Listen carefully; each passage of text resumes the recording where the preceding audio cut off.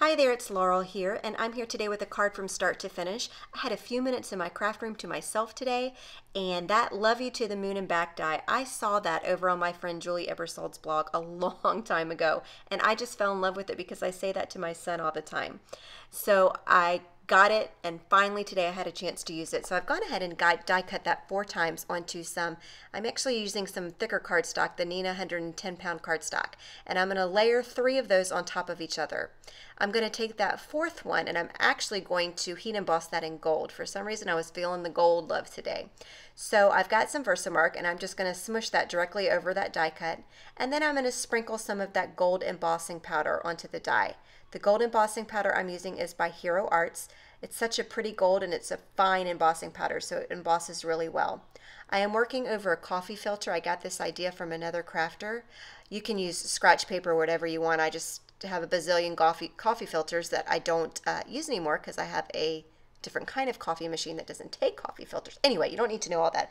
But you can also work off of a piece of scratch paper, just fold it in half, and then you'll be able to funnel it back into your jar easily as well. So I'm going to go ahead and do it 2 times. For some reason I wanted to emboss it twice, just give it a little bit of extra dimension and some shine by heat embossing it twice. I don't know, whatever. I don't know if it made any bit of difference whatsoever, but I did it anyway. I love watching embossing powder melt. I should go back and put that in slow motion. I just love. I won't, but anyway. All right, so I'm working with my Gonzai watercolors here. I chose kind of a greenish blue, a blue, and a gold. And I'm going to do a little bit of watercoloring on this panel. This is some Tim Holtz watercolored cardstock.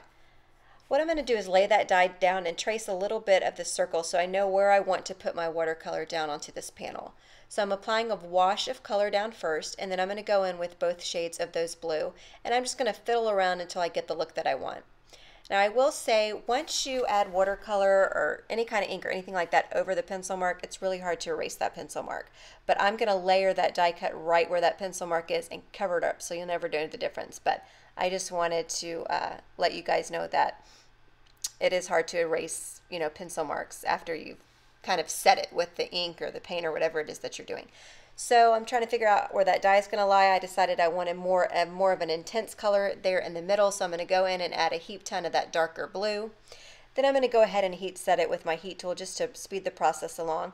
You can also use your heat tool to move the color around as well.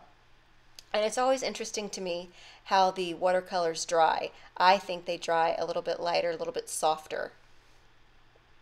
So anyway. All right, so moving on.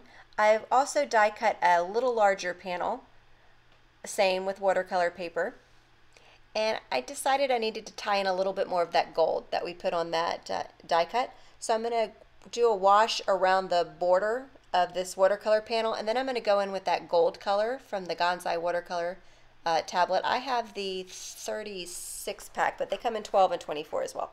So I'm just going to go in and paint that gold just around the border. That's all you're going to see on the card. I don't need to worry about doing anything with the center. And I'm going to set that aside to dry. Now it's time to add some adhesive to those 3 die cuts that we've already layered on top of each other, and go ahead and add that top one on. I'm doing it a little offset, just a tad, so you can see that white peeking through, kind of acting as a shadow almost.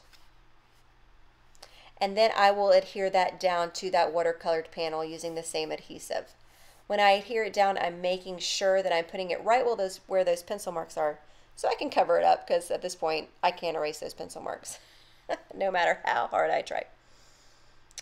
So this is funny. You'll notice this bow and this little gold thread up at the top has just magically appeared onto my card. Let me tell y'all something. That took me as long as it took me to create the whole rest of this card, trying to tie that little bow. Me and bows, we don't get along. Took me probably 15 minutes, I confess. Not even kidding. And then the bow fell off. I didn't even adhere it on right. So I said, forget the bow. I'm getting a button at this point. So I put some thread through the holes of the button, and then I'm going to adhere the button on with some multi-matte medium. And that bow, I'm going to pretend like me and that bow never met each other. Nope. I don't know what it is. I cannot tie bows.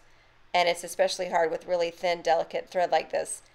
At least that's the story I'm going with, since that is so embarrassing. It took me that long to tie a bow that didn't even ultimately last on my card. All right, so this is some textured gem from Faber-Castell.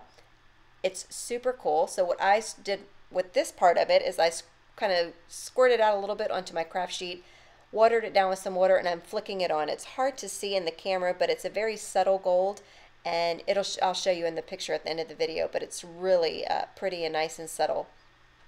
I'm going to use it again here in just a second.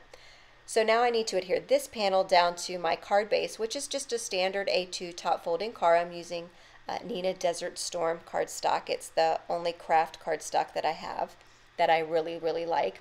And now I'm going to take those texture gem and gold, and I'm just going to squirt out a couple of little dots. What I'm doing, as you'll see me flicking the back of my card, what that does is when you kind of smush out the dots, they're little peaks. When you flick it from behind, it makes those peaks go away, and then you get perfectly little round dots there. I love sequins. I think they're gorgeous. I wish I could use them, but they hate me. They really do. They wind up on my clothes, on the floor, everywhere, except on my card. I don't know what it is, so I tend to gravitate towards these kinds of things for accents on my cards. So that's the card for today. Thank you guys so much for watching. You can head on over to my blog for more pictures and a supply list. And I hope you have an amazing day.